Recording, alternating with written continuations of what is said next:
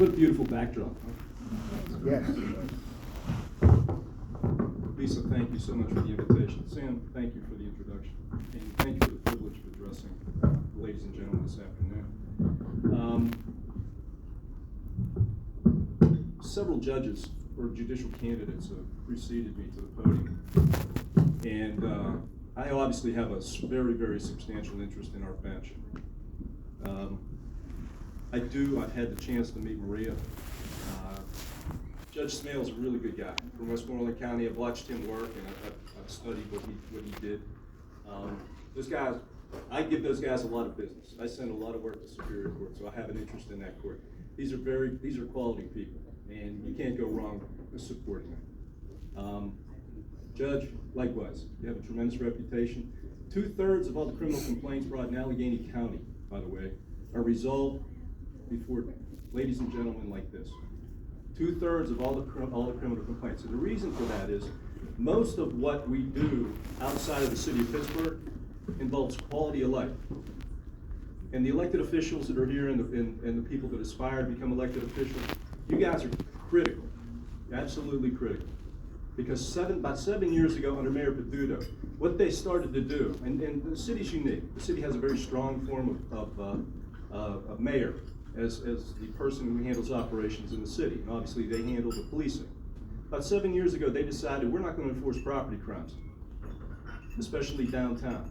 And that created a major problem with all the business people downtown, and nobody wanted to talk to them about that. Then the quality of life issues went away. So we have public urination, we have people defecating in public places, we have open lewdness, open air nickel and dime drug markets. That is nonsense, and it's easily stopped. We don't have that throughout suburban Allegheny County because we have judges who pay attention. We have elected officials who are in touch with their constituents. That's the most important thing about crime. I can handle violent offenders. And the technology that Sam was referring to, we broke down municipal barriers a long time ago.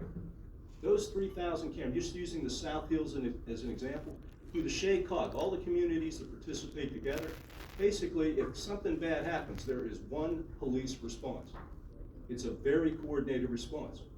So if there's a bank robbery in South Park and that guy hits the road and we got a description of the vehicle or the plates, everybody in Allegheny County, everybody, is looking for that vehicle. But it's coordinated right up front.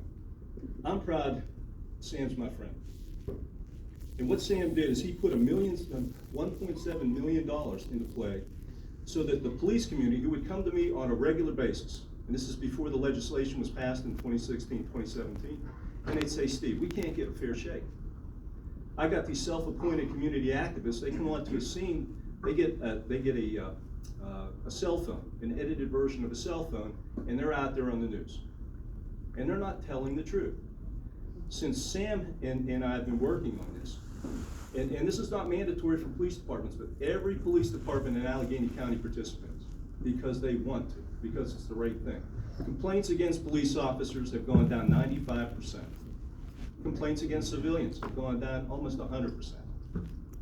So all this stuff that empowered this ultra-left portion of government, it's gone away because the police and the criminal justice system were the bad guys.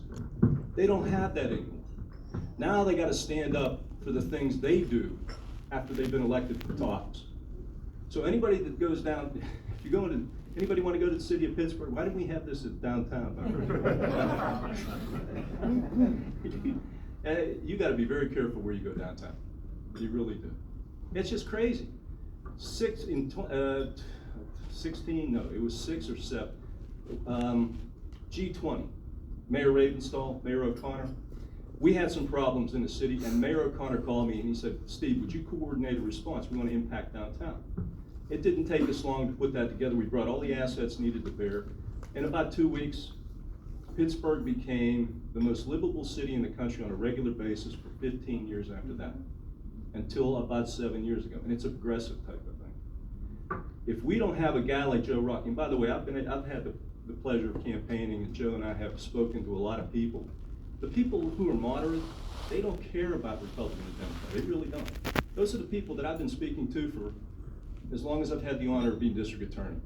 And people listen. In fact, it's, you know, the whole slate that you guys have. These are talented people. The other side of the coin is the people that are holding office today, the mayor of the city of Pittsburgh, and I hope I'm not offending anybody. I got all kinds of problems with him, and I fight with him on a regular basis. But that's what I do. That's what the district attorney does. You stand up for what you think is right and you make decisions. And I stand by those decisions. These guys make decisions and they run away from it. That wasn't me, that was somebody else. That is such nonsense. But it's certainly not leadership. And that's all I've seen, by the way, from your party leadership, certainly the people that are here today, to the people who aspire to public office and want to be on council in Jefferson and Pleasant Hills and places like that. And by the way, I think we're going to be doing some business. West Mifflin called. Hello, West Mifflin? They called and they said, we have this issue with Century 3 Mall. We've had it for quite some time. We think it's a public nuisance. And they sent me all the paperwork and the transcripts of hearings that they've had. I think it might be a criminal nuisance. If that's true, one of the things we do is we can take properties. So for instance, Leland Point, which is in Baldwin, it's a 1,000-unit residential structures. And they were denying safe and decent housing to the people that live there. Well, that's unacceptable to anybody who lives in Western Pennsylvania. So we went in, and it was easy for us because it was a company from Cleveland, and everybody wanted to, every time we get a guy from Cleveland, they want to indict him, right? So, in theory, okay, we're going to indict the guy from Cleveland.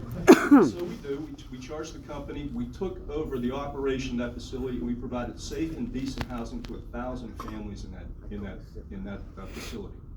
We can do the same thing in West Mifflin. If a judge agrees with me that that is a criminal nuisance, and we can find the funds, and I know the senator's been great to talk to about this. If we can find the funds to demolish the property, the first thing that the manager in West Mifflin said to me is, you think we could do things with Jefferson Hills and Mount Pleasant and West Mifflin? If we get some control over that piece of real estate, we could see some wonderful athletic programs. We could see some wonderful sports medicine, things like that. But there's so many possibilities when you take blight and eliminate it from an artery like Route 51. And so I'm looking forward to working with you guys on that, and I hope we do have the opportunity. Red-blooded American, right? Friday night, Western Pennsylvania, it's football season, right? I watched TJ the other day. They were on TV, and they could play. How you guys kept Sherpak as the coach, I don't know. It's beyond me, but he really performs well. We need your help.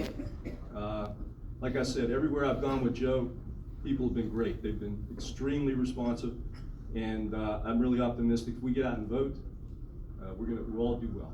But thank you again for having me this afternoon.